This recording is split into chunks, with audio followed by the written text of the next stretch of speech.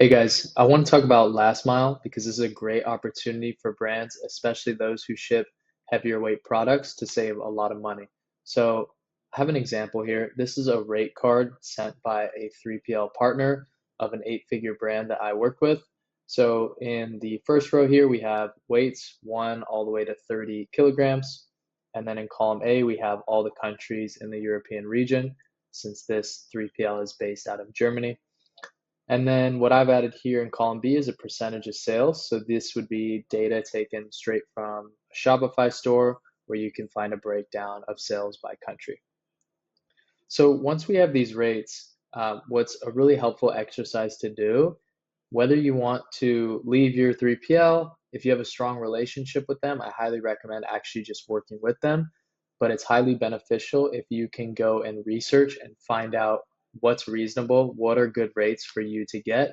And the way to do that is by shopping a lot of rate cards, seeing rates from different brands so that you can know if you're in the right spot. So what I have here is a new vendor rate card. Again, the data is randomized, but this is something that you would get from another brand that you potentially would want to work with. And you can see first things first, they give a different format. That'll happen a lot where one brand will give a certain format, another one will give another, and you'll have to work with that data. Also, I've noticed right off the bat that there's not as many countries here as what I have here, so that'll be something to keep in mind later as well. Now, when it comes to a side-by-side comparison, I've taken the old rate card here, I've added the percentage of sales from my original rate card, and I'm comparing the two side by side. So what I've done here is from the current vendor rate card we have, I'm only taking 1 kg, 6 kg, 19 kg, and 29 kg. The reason for that is that those are the weights of the products for this particular brand.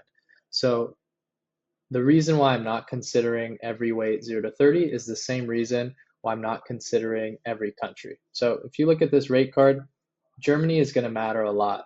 It's 23% of sales. So these rates matter a lot more than all of these countries that have 0% sales. In fact, they don't matter at all. So what we should do is only focus on the countries where we have a high volume of sales and then our particular product weights. When we do that and take the number of daily orders, we can compare side by side the new vendor pricing, some product breakdown based on the percentage of sales per region.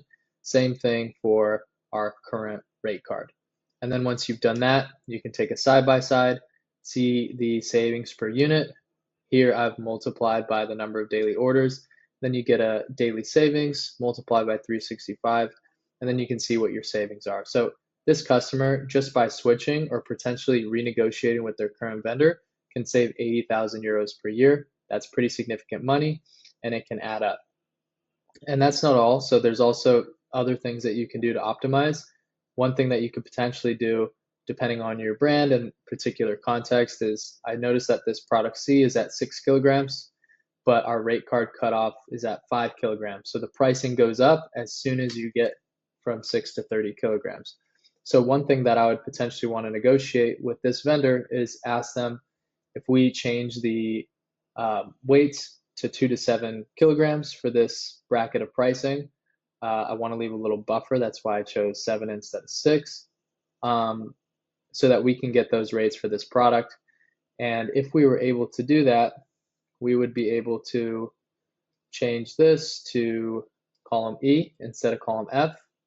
And you'll notice that once that's done with the volume that we had for this product, not significant savings, but that's 3K right there, or actually more, that's 7K just by setting an email, making a request that you're able to do when you're powered with the numbers. So I highly recommend for all the brands out there, take your last mile cost seriously, figure out what's reasonable for your brand, and I'd be happy to work with you if that's something you want to do together.